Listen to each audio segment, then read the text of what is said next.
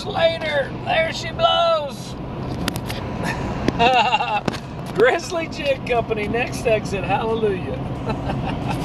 All right, on my way down to the Blue Bank Resort, I have to go through Caruthersville. Did I get the pronunciation right? Caruthersville, Missouri. Only took 3 years, but anyway, going to the Blue Bank, you have to go through Caruthersville, and you can't go through Caruthersville without stopping at a crappie fisherman's mecca, which is the Grizzly Jig Company. Grizzly Jig. And I'm here, The one and only, and I'm here with the one and only Wade Mansfield, owner of the Grizzly Jig, and what an operation you have here. How proud of you of this are you? We're very, it's a stable business in our community. We kept around here. We're very centralized, being in southeast the Boot Hill of Missouri, where you're just within a couple of hours of tons of Great Lakes, and the main thoroughfare up and down 55 that takes you to many more awesome lakes down south, in Mississippi, Alabama, and stuff like that. So yeah, it works out real good.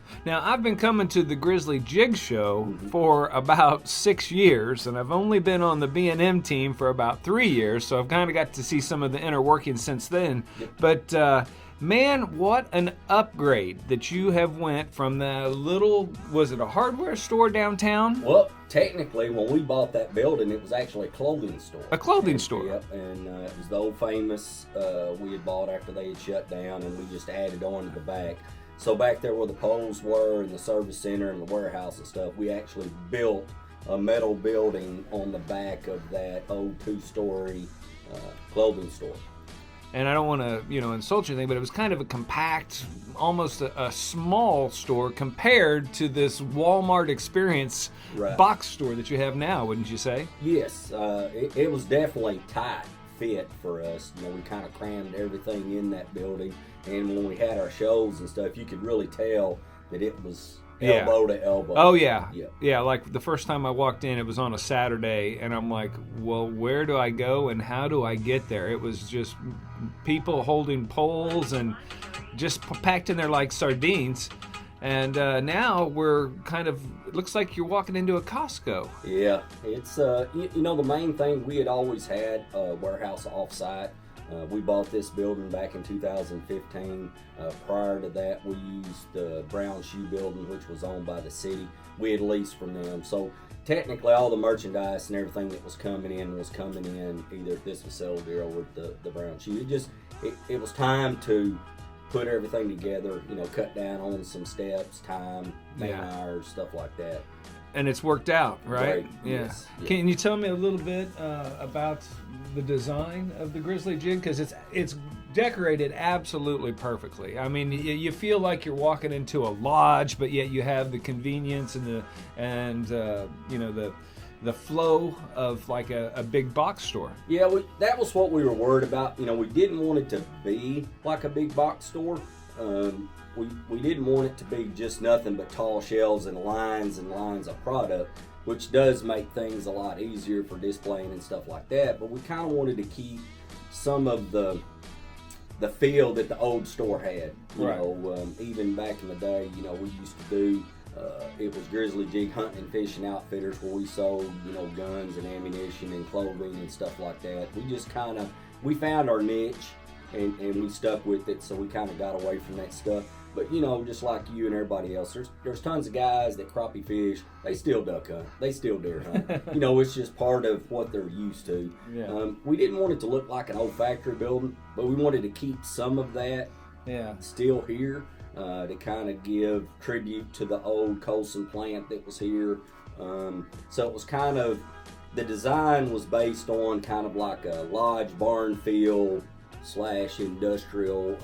We left a lot of the eye wash stations and the big heavy steel beams and stuff like that. So, and the things that you've incorporated into this new building are absolutely amazing. You have basically a banquet room. Yes. You have a break room. Yep. You have an install room for boats. And then you also electronics. And then you have the seminar room. I was going to say the speaking area, which is absolutely amazing. It looks like a church pulpit, and I think you actually have some church pews in there. Am I right? Yep. We ended up with a few church pews.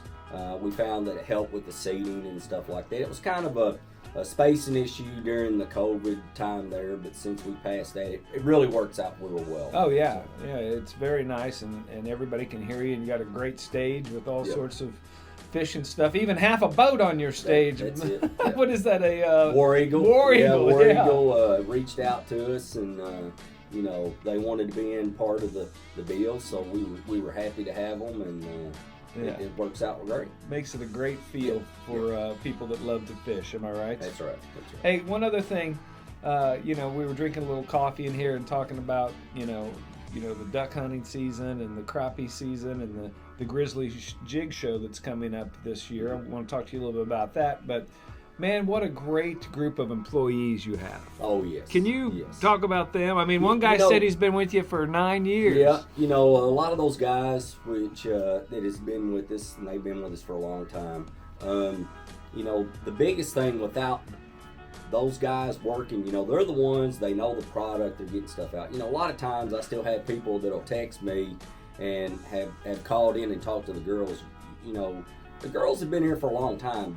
They know the difference between a jig pole and a trolling pole. I mean, you're not actually talking to somebody that doesn't know anything. Right. They've all fished and done stuff, and they're familiar with the product. So when you are asking questions, and they go and they put forth the effort. I mean, if you want to know if how much the crappie pole weighs, we have a mail scale back there. I mean, it's not a big deal for them to weigh it for you or count guides. So that's some customer service. That's right. There. Yeah. And we pride ourselves on that. Sometimes it's hard competing with the big box stores, but with this kind of service that we give, should help. Well, I would say that the service that you have here and the staff seems more like a family more than an employee type relationship, which a lot of the box stores, they have a lot of turnover, but this seems more like an all-inclusive family effort to promote the sport. And pretty much, even with the girls and other guys and stuff working out here, I mean, we all do everything. It's not like each person just has one job. I mean, so if you need anything, you can pretty much ask anybody, and they can do it or take care of it for you. Yeah, including your own family members. I've seen your wife in here. I've seen your daughter in here. So when we get real busy and stuff, they all pitch in. Everybody's got to do what they've got to do to get through especially during the show time. Right, it's a big undertaking. Speaking of getting busy, let's talk about that show. It's coming up. February the 3rd through the 6th.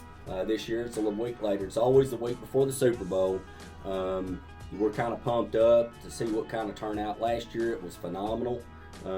We had some great speakers. We had a lot of stuff going on. We kind of lost out a little bit on the hummingbird seminars and stuff due to COVID. We had a few small restrictions on how many people we could do certain, but this year it should be a lot bigger because we're going to have Garmin and the hummingbirds. Okay. So we're going to have them hitting it, and we're actually adding another seminar room upstairs so we can have more seminars going on at one time. Wow, that's exciting. That's exciting because I tell you what, there's nothing that I enjoy more than learning and getting those little aha moments that you can only get from, the pros. Right. Would you agree? I mean, I know everybody's out there got a little secret trick to catching fish, but when it comes from somebody like Ronnie Capps or Steve Coleman or Charlie Bunting or these national champions that, fish 4 to 5 days a week, it seems to have a little bit more,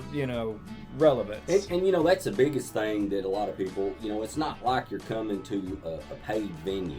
I mean, you're coming in, and those guys that are here, they're here a lot of times all day. Yeah. So even though they're doing a seminar, later you can still get that one-on-one conversation either with the guides or the pros or anything, especially targeting different lakes. You're thinking about going to Alabama or Florida or Missouri. There's plenty of guides here that actually guide on those lakes. Yeah, and these pros have all fished those lakes. They've all fished those. Yeah, so you're getting that one-on-one in the aisles after the seminars. That's right. And the neat thing about it is it's a testament, I would say, to the crappie and catfish industry and fishing industry together that everybody comes here and comes in a joyous manner and volunteers their time. It I mean, is. no one's getting paid to do this. It's almost like a family reunion. Yeah.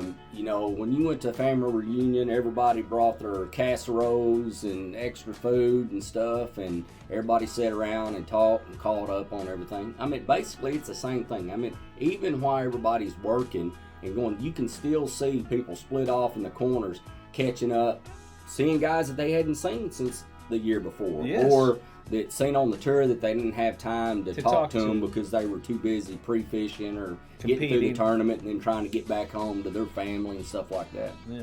Well, I think you've tapped into a really, really good vein, and I wish you all the success in the world. I know you're already kind of reaping those benefits, but I wish you continued success, because you can tell that you're in it because you love it. Oh yeah, And I think that's what.